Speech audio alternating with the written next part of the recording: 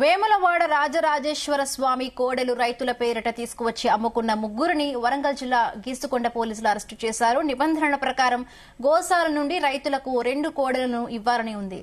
కానీ ఆలయ అధికారులు ముగ్గురికి 66 కోడలు ఇచ్చినట్టు పోలీసుల దర్యాప్తులో తేలింది.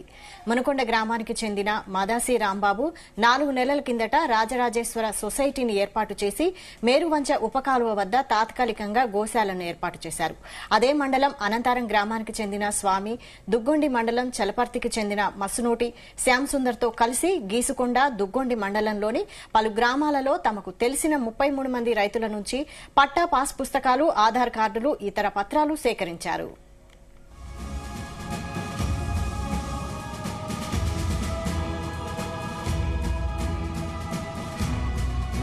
ఆ రైతుల సంతకాలు ఫోర్జరీ చేసి 2 దఫాల్లో డీసీఎంలలో 60 కోడెలను గోశాలకు తీసుకువచ్చారు. వాటిలో 28 కోడెలు కబేళాలకు అమ్మగా విశ్వ హిందూ పరిషత్ నాయకులు గీసుకొండ పోలీస్ స్టేషన్లో ఫిర్యాదు చేశారు. పోలీసులు రాంబాబుపై కేసు నమోదు చేశారు. విచారణలో 28 కోడెలను కబేళాలకు అమ్మామని రాంబాబు ఒప్పుకున్నట్లుగా ఇన్స్పెక్టర్ మహేందర్ వెల్లడించారు. వ్యవహారం బయటపడడంతో 26 కోడలు వేములవాడలో అప్పగించారు. మరో 3 చనిపోగా మిగతా 9ని స్వాధీనం చేసుకుని ముగ్గురిని అరెస్టు చేసి రిమాండ్కు తరలించినట్లు తెలిపారు. నిందితుల ఫోటోలు కావాలని పోలీసులను విలేకరులు కోరగా ఆయన స్పందించలేదు. అధికార పార్టీ ప్రజాప్రతినిధుల ఒత్తిడి మేరకే మౌనంగా ఉన్నట్లు తెలుస్తోంది.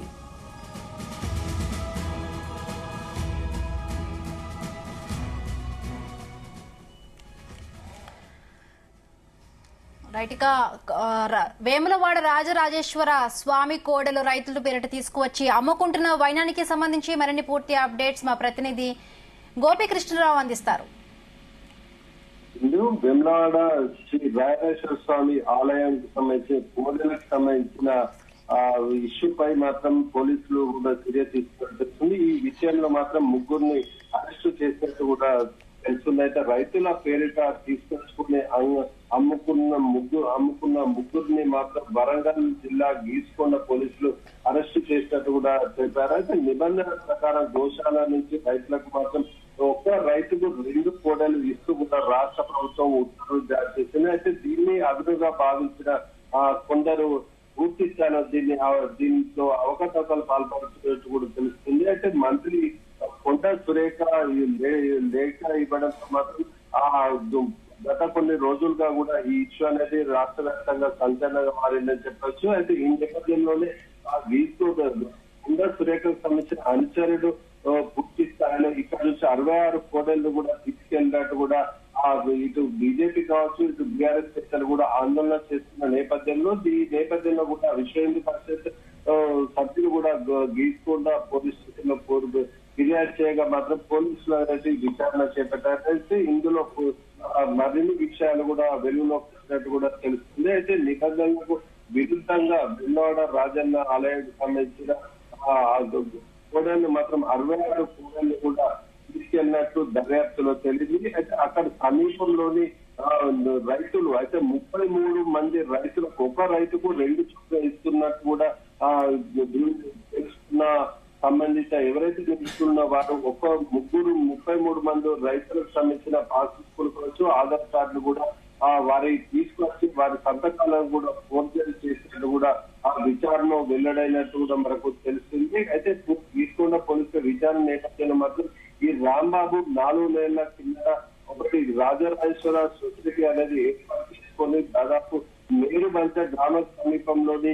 గోశాలను కూడా ఏర్పాటు చేసినట్టు కూడా తెలుస్తుంది. అయితే ఆ సమీప రైతులకు సంబంధించిన ఆధార్ కార్డులు అనే తీసుకొచ్చి రాజన్న ఆలయంలో సంతకాలు ఫోర్జరీ చేసి ఒక రైతుకు 2 చొప్పున కూడా దాదాపు 66 కోడళ్లు కూడా తీసుకెళ్లినట్టు కూడా గుర్తించారు. అక్కడ దుగ్గోడి మండలం చిలపర్తి గ్రామం చెందిన శాంతిందర్ తో పాటు అదే గ్రామానికి సంబంధించిన మరో కథలతో కలిసి దాదాపు 66 గోడలు కూడా ఇక్కడ నుంచి కూడా తరలించినట్టు తెలుస్తుంది. అంటే గోపీకృష్ణ ఇప్పుడు గతంలోనే ఇప్పుడు మంత్రిపై ఆరోపణలు వచ్చిన నేపథ్యంలో మంత్రి నిబంధనల ప్రకారమే ఇచ్చామంటూ కూడా ఆవిడ చెప్పుకొచ్చారు. మొదటి నుంచి కూడా బీఆర్ఎస్, బీజేపీ కూడా విశ్వ హిందూ పరిషత్ వాళ్ళందరూ కలిసి పెద్ద ఎత్తున ఆరోపణలు చేశారు. ఇవన్నీ జరుగుతున్నాయి. సో ఇప్పుడేమో నిందితులను అరెస్టు చేశారు. మరి నిందితుల నుంచి స్టేట్మెంట్ తీసుకున్న పోలీసులు అంటే దీన్ని ఏ విధంగా ముందుకెళ్లే ఛాన్స్ ఉంది? అంటే దీనికి సంబంధించి రాష్ట్ర సర్కార్ ఏమైనా ఇప్పుడు మాట్లాడే ఛాన్స్ ఉందా? అంటే ఇటీవల దాదాపు 2-3 రోజుల నుంచి కూడా ఈ ఇష్యూ అనేది రాష్ట్ర వ్యాప్తంగా దుమారం నేర్చున్న నేపథ్యంలో మంత్రి కొండా సురేఖ కూడా నిబంధనల మేరకు ఇచ్చామని చెప్పేసి కూడా చెప్తున్న పరిస్థితి అయితే మనకు కనిపించింది. అయితే తనపై అనవసరంగా దుర్దర్శన ప్రయత్నం చేస్తున్నారని ఆరోపణలు కూడా చేశారు. అయితే ఇది నిబంధనల ప్రకారం ఇస్తున్నప్పటికీ కూడా దాదాపు రైతులకు సంబంధించిన ఫోర్జరీ ఖాతా ఆధార్ కార్డులతో పాటు బ్యాంక్ ఖాతాలు ఫోర్జరీ సంతకాలు ఫోర్జరీ చేసి ఒక్కో రైతుకు 2 చొప్పున తీసుకెళ్లిన ఇటు మంత్రి కొండా సురేఖ అంచనాడైన రాంబాబు మాత్రం 66 కుండలు తీసుకెళ్లినట్టు కావచ్చు, కానీ నిబంధనల ప్రకారం ఒక్కో రైతు 2 చొప్పునే తీసుకున్నట్టు కూడా అక్కడ రికార్డ్స్ లో మాత్రం ఎంపిక చేశారు. 33 మంది రైతులకు మాత్రం నిబంధనల మేరకు ఒక్కో రైతుకు 2 చొప్పున ఇచ్చినట్లు నిబంధనల మేరకు ఇచ్చినట్లు స్పష్టం చేస్తున్నప్పటికీ కూడా అతని అనుసరణకు మాత్రం కొండా సురేఖ ప్రస్తావించలేదు. అయితే నిబంధనల మేరకు ఇచ్చాలని చెప్పి చెప్తున్న నేపథ్యంలో బీజేపీలో బీఆర్ఎస్ నేతలు కూడా ఆందోళన మొదటి నుంచి కూడా దాన్ని వ్యతిరేకిస్తూ ఆందోళన చేపడుతున్నారు. ఒక్కరికి దాదాపు 66 కోడళ్లు ఇవ్వడం 2 దఫలుగా తీసుకెళ్లడం ఏంటంటే కూడా ప్రశ్నించారు. అయితే రైతులు అక్కడ ఉండి స్వయాన సంతకం పెట్టి ఒక్కో రైతు 2 చొప్పున తీసుకెళ్లాలి, కానీ నిబంధనలు తొంగల కొడుకు మంత్రి కొండా సురేఖ అంచమైన రాంబాబుకు ఇది పూర్తి స్థాయిలో ఏకదేవ 2 డీసీఎల్ న్యాయాలలో పంపించడంటూ కూడా ఇటు ప్రతిపక్షాలు మండిపడుతున్న నేపథ్యంలో ఆలయ ఈవో కార్యాలయం ముందు కూడా ఇటు బీజేపీ నేతలు కూడా ప్రస్తుతమైతే ఆందోళన కొనసాగిస్తున్నారు. అదేవిధంగా ఇటు బీఆర్ఎస్ నేతలు కూడా నిరసన కార్యక్రమాలు చేపడుతున్నారు.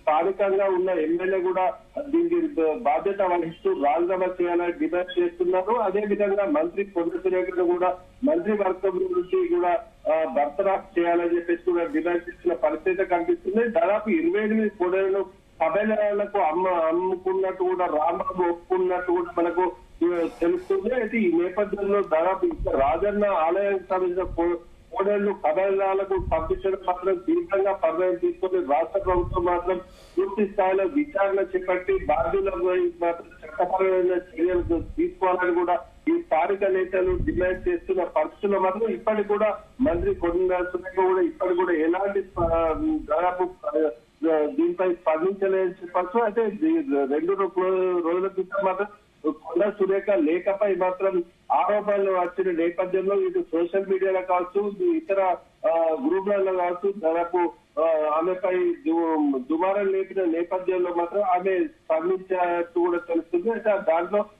నిబంధనల మేరకు ఇచ్చామని చెప్పేసి చెప్పిన పరిస్థితిలో మాత్రం అతను ఆమెపై వ్యతిరేకంగా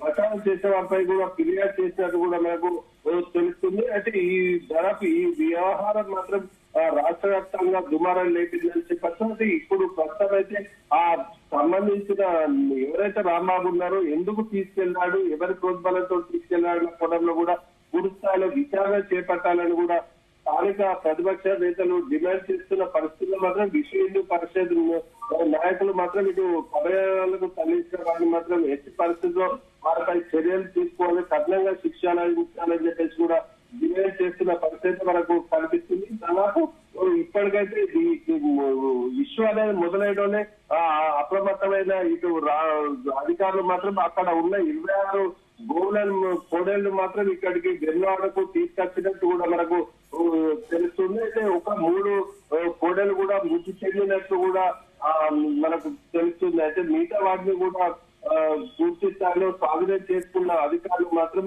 ఆ 3 మృతి చెందిన వాటిపై కూడా విచారణ చేపట్టాలని, ఎందుకొరకు ఎలా మృతి చెంది అన్న కోణంలో కూడా వీరు డిమాండ్ చేస్తున్న పరిస్థితి మనకు కనిపిస్తుంది.